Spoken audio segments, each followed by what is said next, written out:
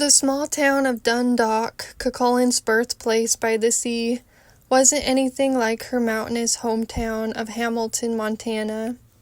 Green and lush compared to dry and dusty, but somehow the contrast made it more palpable, like becoming what appeared to be an overnight success after years of labor.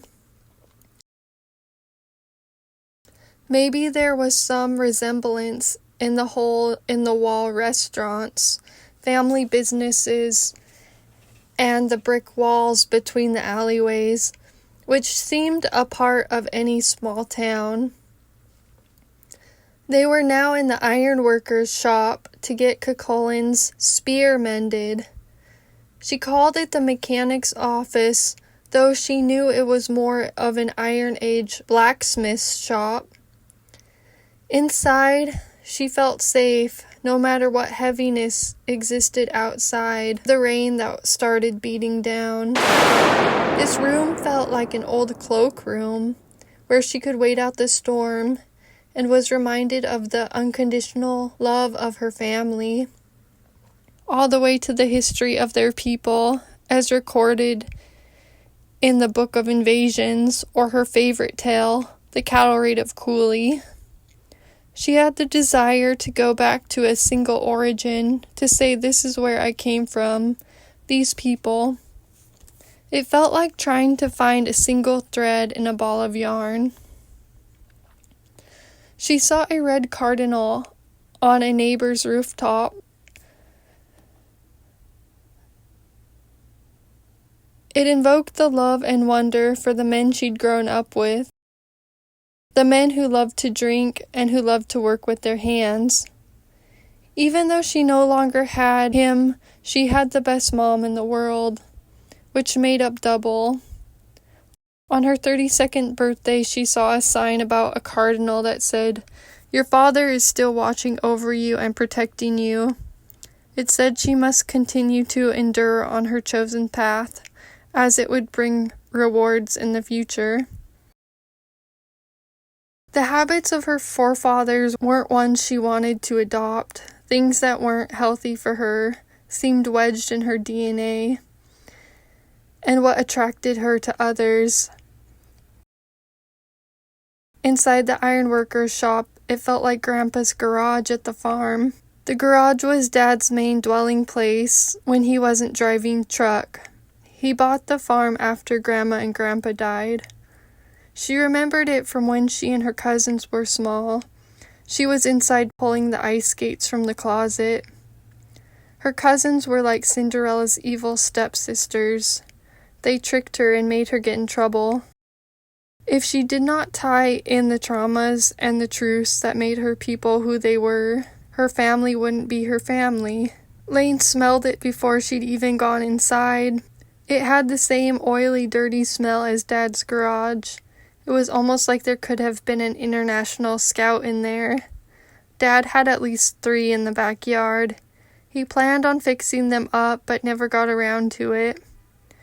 Nowadays, the younger generation might just look at it and see an ugly old American car. Maybe someday she'd cruise in one much nicer, but still prefer the vintage ones of her youth. Outside was a magical workshop, where anything was possible. This was Dad's garage. It was a workshop with hordes of torque warriors wore around their necks. The neck rings marked wealth and status, like the grave goods. The workshop was brimming with a wealth of goods grave robbers might find interesting. Material deposits buried at religious sites were among the most valuable among the grave sites. Trying to sort out these double images of her dream, Laine understood this meant that the workshop was not the garage at her grandparents' farm, or the auto mechanics in her hometown of Hamilton, but a forgotten homeland her subconscious knew that defied logic entirely. It was all of these places rolled into one. How could ancient Ireland be transcribed onto rural Montana? She didn't understand, but this was how the wheels in her brain turned. If you could just find a way to write about Montana instead of Ireland, you'd probably be more successful, an ex-boyfriend said. But she loved Ireland and Montana both.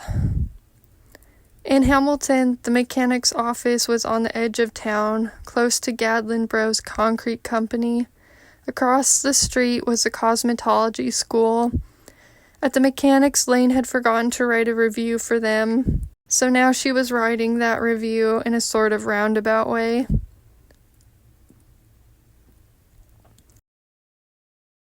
Many things were roundabout but made sense, like taking on a low-paying job when she first moved to Boston.